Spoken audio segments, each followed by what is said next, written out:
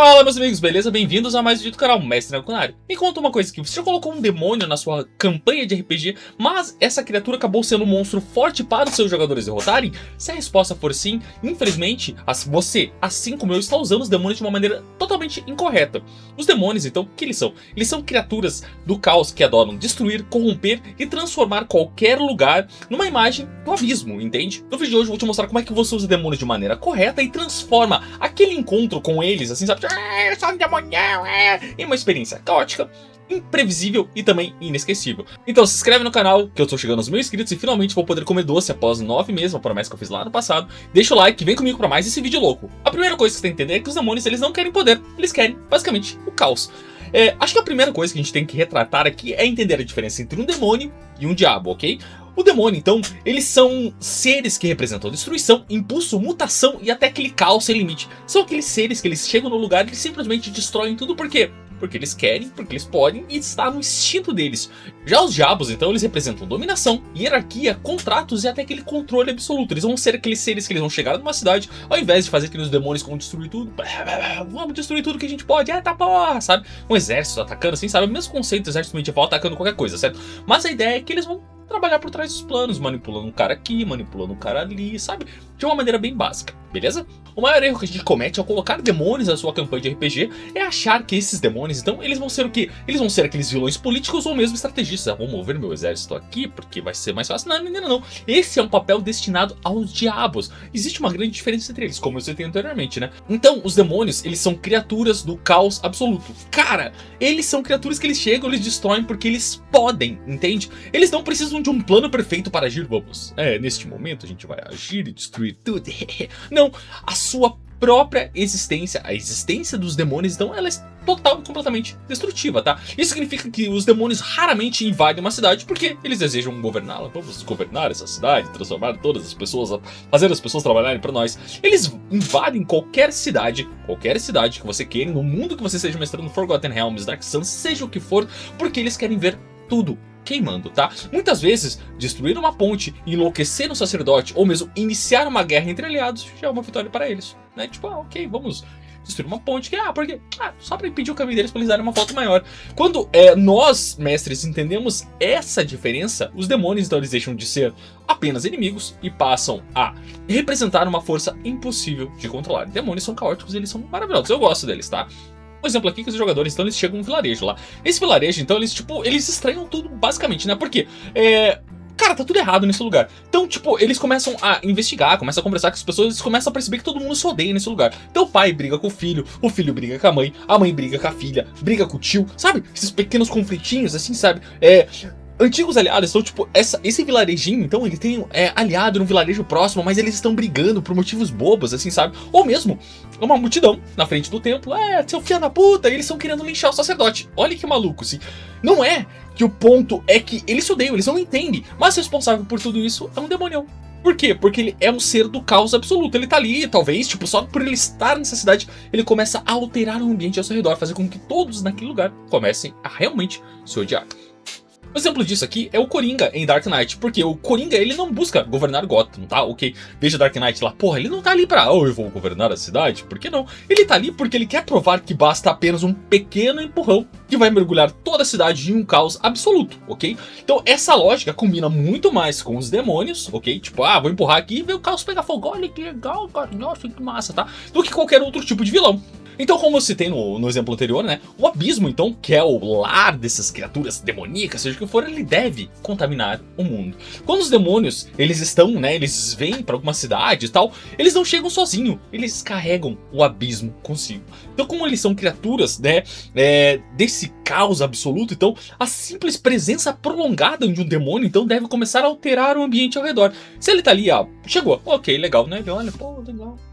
Bonito lugar. Ele vai se instalar em algum lugar. E assim, pouco a pouco, então, esse ambiente ele começa a ser moldado com a presença do demônio. Os demônios não devem ser tão comuns no seu mundo, porque senão, tipo, todo ponto que eles vão, tem um aqui, então tá tudo modificado. Não, cara. Quando eles chegam em determinado lugar, tá? Eles começam a alterar o ambiente. Então, aqueles animais que estão naquele lugar se tornam mais agressivos.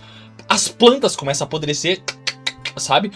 Rios começam a ficar escuros, assim, talvez mais caudalosos, assim, tipo, tomar água começa a fazer mal aos bichos, às pessoas daquele vilarejo, né?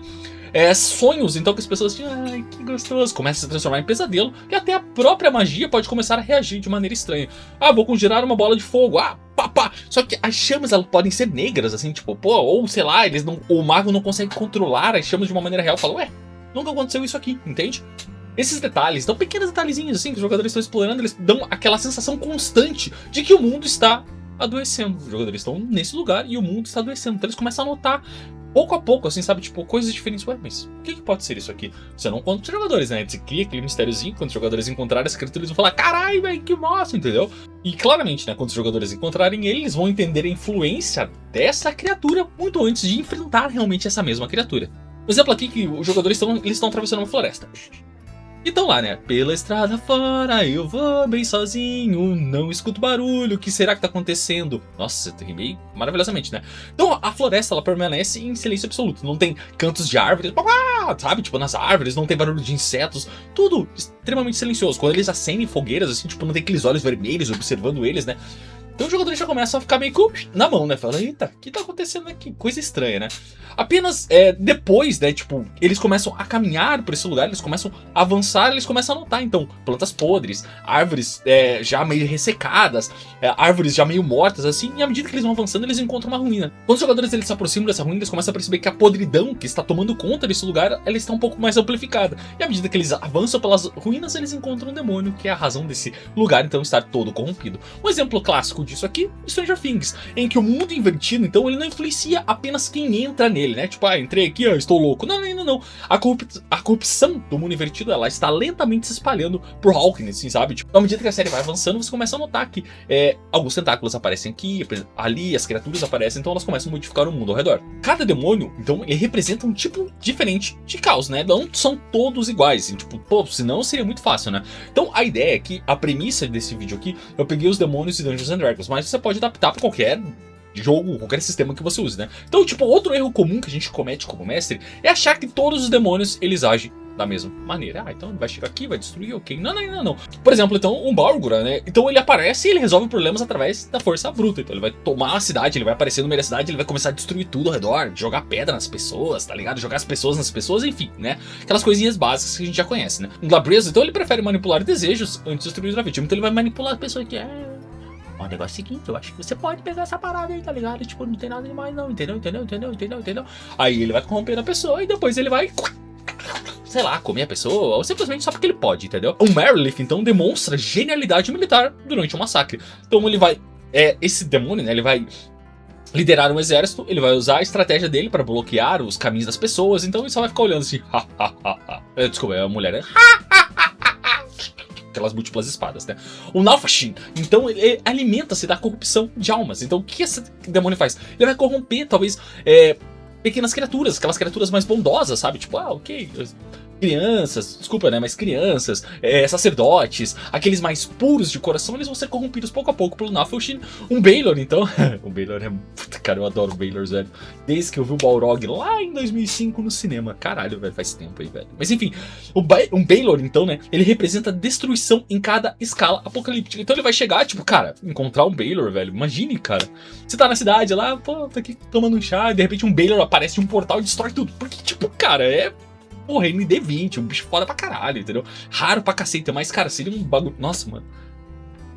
Enfim, vamos voltar aqui pro centrar, que senão eu me empolgo porque eu gosto dos Baylors, né? Então cada um possui um método, preferência e forma diferente de espalhar o caos, não, tipo, vão ser todos iguais, ok? Você pode adaptar qualquer demônio que você for na sua campanha, leia a ficha dele, entenda como é que ele vai trabalhar de uma maneira mais legal, potencializando, então, os aspectos dessa criatura. Então, escolher o demônio certo muda completamente o clima da aventura, entendeu? Tipo, não só, vou colocar isso aqui porque isso aqui fica legal, não. Pensa bem, lê bem a ficha e fala, caralho, isso aqui vai ficar mais legal do que os outros, ok? Então os jogadores, então, acreditam estar investigando um serial killer numa cidade. O que? Pô, cara, esse cara morreu de uma maneira estranha, né, velho? Pô, coisa estranha, né? E eles vão avançando, noite após noite, eles vão procurando detalhes, vão encontrando pistas, né?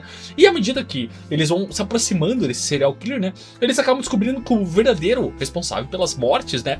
É uma criatura do caos absoluto, que é um demônio da vida, né? Daí você adapta como você quiser.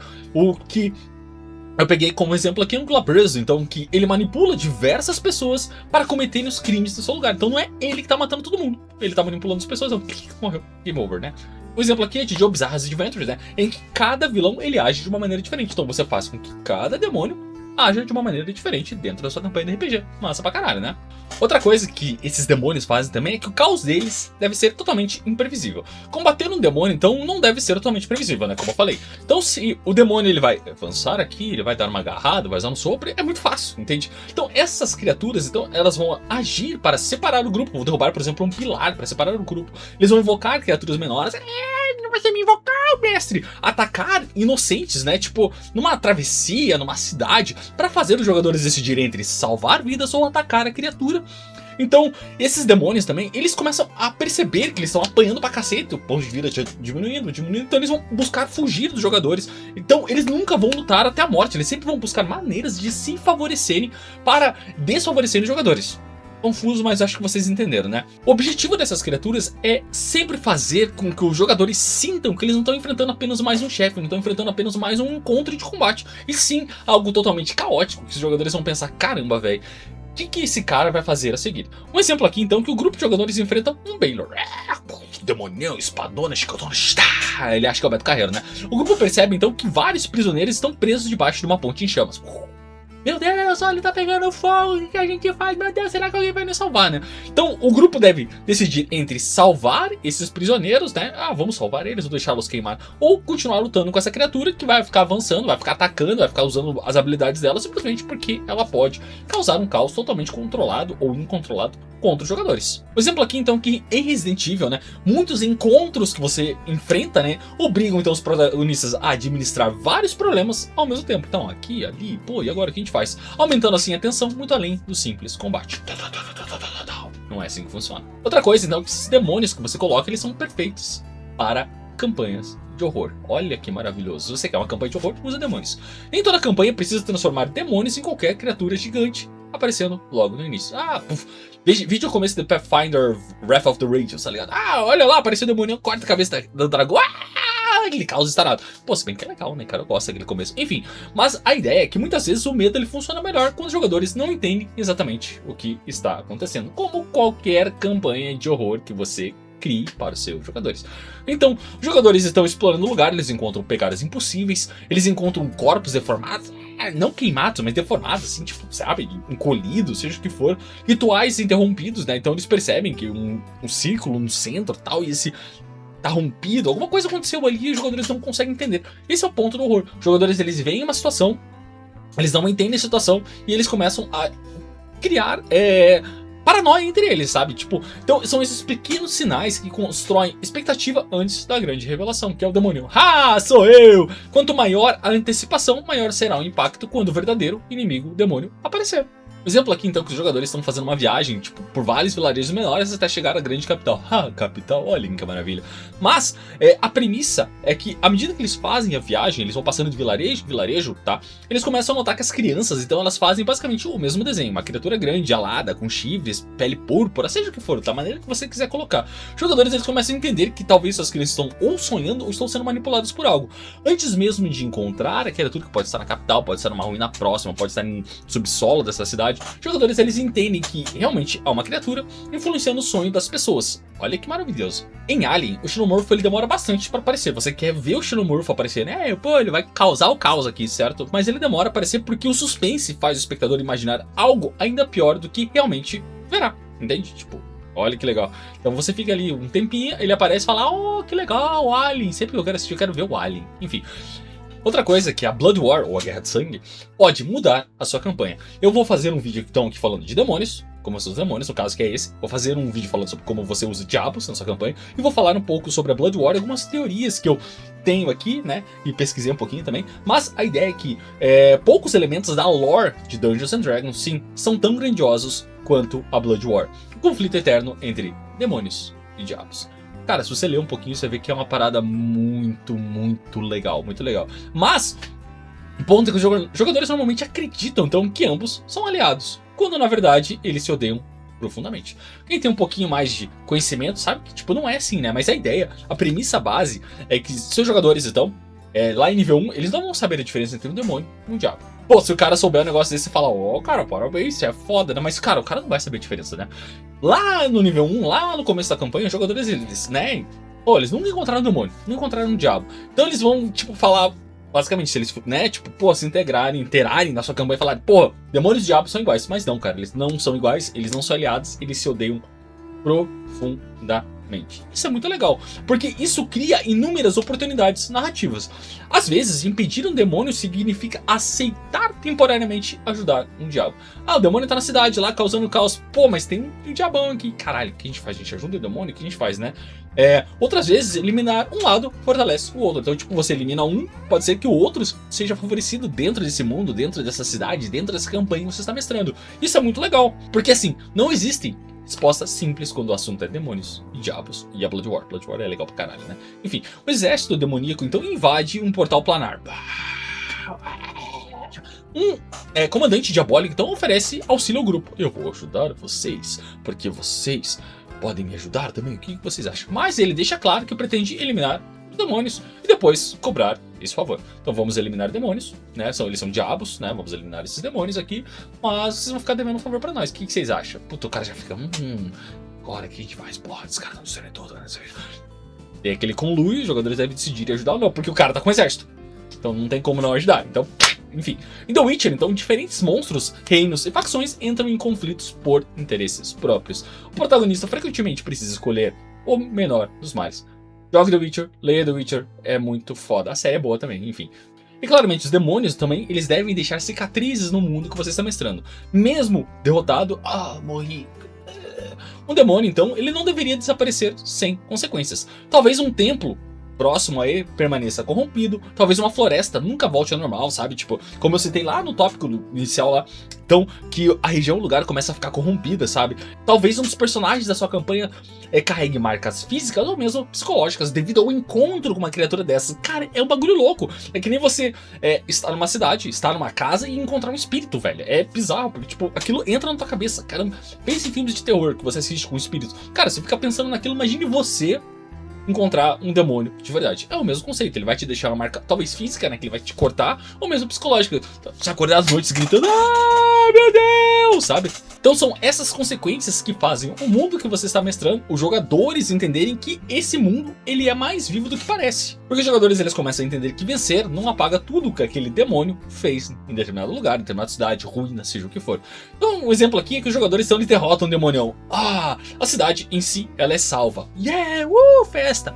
Hoje é festa aqui na cidade, tá? Mas, à medida que os jogadores eles ficam ali, talvez ajudando as pessoas, né? Se bem que o jogador ele não gosta de ficar ali ajudando as pessoas, ele simplesmente elimina o mal e vai embora, né? Mas enfim, os jogadores, então, nesse caso, eles ficam na cidade, eles começam a perceber que as pessoas da cidade, pouco a pouco, que ouviram os sussurros desse demônio à noite, seja o que for, continuam tendo o mesmo pesadelo todas as noites, durante o período que eles estão ali, ou durante anos. Eles vão e voltam, eles começam a perceber que a noite é sempre um caos instaurado na cidade, porque o demônio, ele deixou uma marca em cada uma das pessoas, quando eles estavam sendo manipulados por esse demônio, ou sei lá, só sussurros, não tudo isso. Como eu falei, cada demônio, ele tem uma representação diferente e ele é usado de uma maneira diferente.